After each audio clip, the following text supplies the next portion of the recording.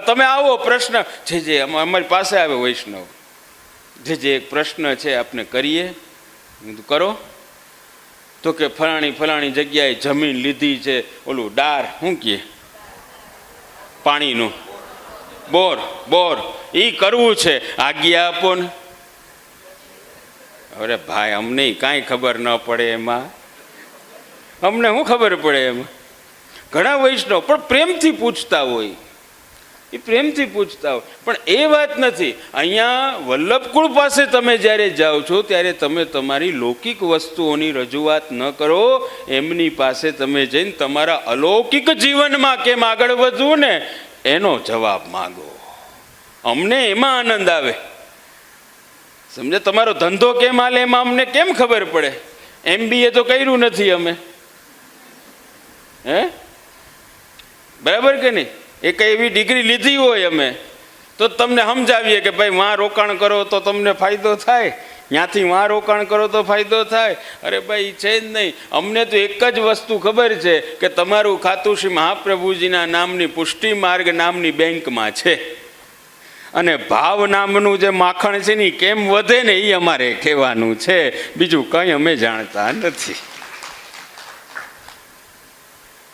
પણ આ પિતૃઓ નડે કે નહીં, પિતૃ નડે કે નહીં, પિતૃદોષ સાચી વાત છે કે ખોટી વાત છે? હવે તમે સમજી લ્યો. અહીંયા જે પિતૃઓ કહેવામાં આવે છે ને એ આપણા મા બાપ નથી. સમજા? અહીંયા પિતૃઓ જે કહેવામાં આવે છે ને એ આપણા મા બાપ નથી. પિતૃઓનો અર્થ થાય છે ભગવાન. ભગવાનનું એક વિભૂતિ સ્વરૂપ છે. જેમ કે ઓલું વાસ્તુ કરે ને લોકો, ઘરમાં વાસ્તુ કરે તો એ વાસ્તુ શું છે? ઘણા કે દોષ એવા કાંઈ ન હોય એમાં, તમારે એ કહે બધું એ ખોટી વાત. એવું નથી. વાસ્તુ જે છે ને એ વાત એવી છે કે ભગવાને બધા માટે રહેવાની જમીન આપી છે. ધ્યાન રાખજો આ વાત. ભગવાને બધાને રહેવા માટે જમીન આપી છે, મનુષ્યને રહેવા માટે, પશુ પક્ષીઓને રહેવા માટે, બધા માટે. એમ એક રાક્ષસ નામના દેવતાઓ છે, રાક્ષસ નામના દેવતાઓ છે, એને રહેવા માટે, ઓલા ભૂત નહીં હો, હવે એ ન સમજી જતા, પણ આ દેવતાઓનું નામ છે, અને એને રહેવા માટે એક જગ્યા આપી છે. હવે રહેવા માટે જગ્યા આપી છે ને, તમે આ વાસ્તુ કરો ને એનો અર્થ શું થાય કે તમે એને અહીંયા જઈ, જોજો, તમે એને જઈ અને જગ્યામાં જઈને આ યજ્ઞ દ્વારા તમે એને કહો છો કે હવે તમે બીજી જગ્યા ગોતી લ્યો, અહીંયા અમે રહેવા આવીએ છીએ. સમજા? તમે હવે બીજી જગ્યા, એટલે આપણે ઓલા દસ્તાવેજ નહીં, હે, આપણે કોઈ મકાન લે તો એમને આપણે રહેવા વયું જાય, ઓલા જોઈએ ને કાગળિયા, એ બધા કાગળિયા કેમ આપણે તૈયાર કરીને સરકારમાં રજૂ કરીએ, ઓલાને બતાવે જો હવે આ મકાન મારું છે. બસ આ જ વાસ્તુ છે. સમજા? હવે જો તમે એ ન કરો, ધ્યાન રાખજો આ વાતને, ધ્યાનથી સાંભળજો. તમે જો એ ન કરો તો ઓલા અહીંયા ને ત્યાં જ રહીએ અને તમને આ વાસ્તુ દોષ છે.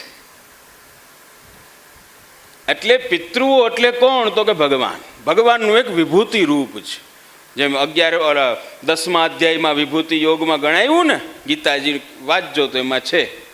એવી રીતે આ પિતૃઓ એટલે ભગવાન છે. અને ભગવાને કીધેલું જો તમે ન કરો તો હવે આપણને કોણ ગમે? જે આપણા કયામાં હોય, આપણું માને.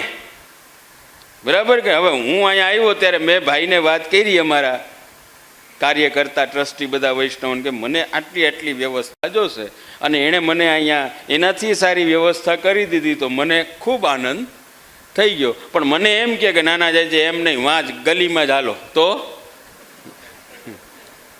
મને મજા આવે કે ભાઈ મારું કેમ માનતા નથી? સમજા ને?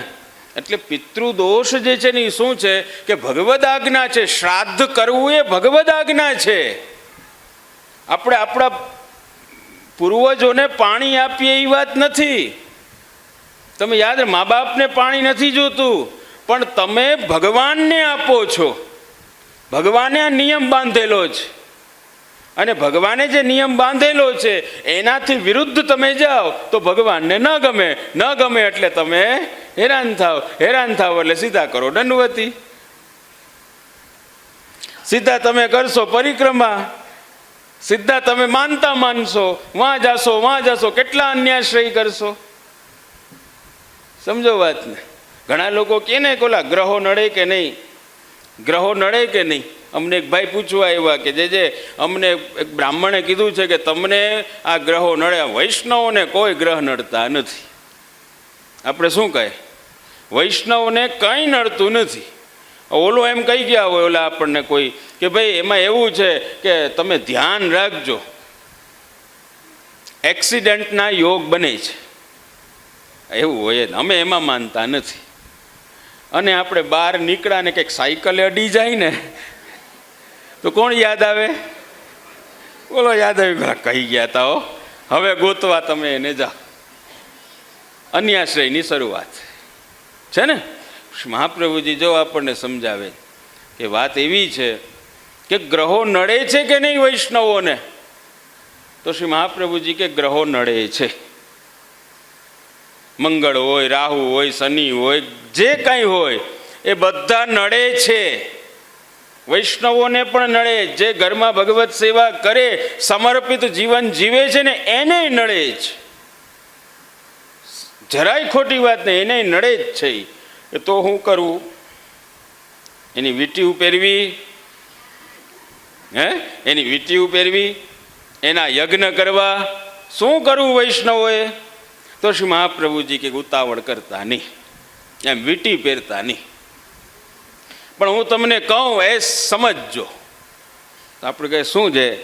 તો શ્રી મહાપ્રભુજી સમજાવે કે વાત એવી છે એમાં કે ગ્રહો નડે છે, એ ગ્રહોનું તમે કંઈ બગાડ્યું છે?